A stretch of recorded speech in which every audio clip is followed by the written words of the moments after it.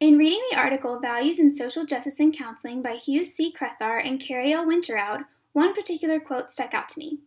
Being a social justice oriented counselor involves valuing and advocating for the rights and well being of socially disadvantaged and devalued people in society.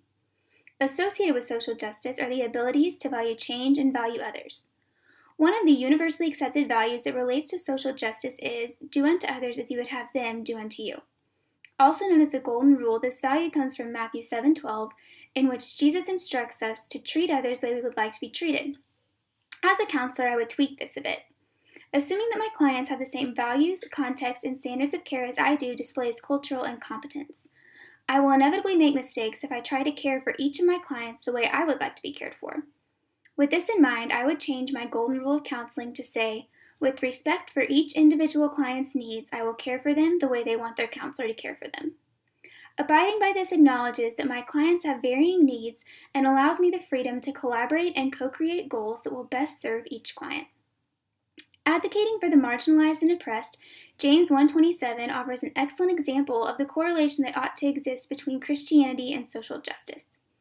Religion that is pure and undefiled before God the Father is this, to visit orphans and widows in their affliction and to keep oneself unstained from the world. This verse immediately follows a verse that talks about false religion. In other words, true religion is evident in the life of the believer who cares for those that cannot adequately care for themselves. One action that I am currently taking towards social justice involves the place in which I am completing my practicum. My site is a Christian-based homeless shelter called Dallas Life. One of my favorite things about this place is that they consider the whole person. With a mind for full recovery, they offer resources to provide for these people's needs physically, spiritually, mentally, and emotionally. All of their physical needs are provided for, including food, shelter, and clothing. Their spiritual needs are provided for as they are going to Bible classes, attending chapel, reading and memorizing scripture, meeting with a mentor, and joining local churches. Their mental needs are met as they attend recovery classes and receive job and computer training. Finally, their emotional needs are met as they have access to counseling as a free service. This is where I come in.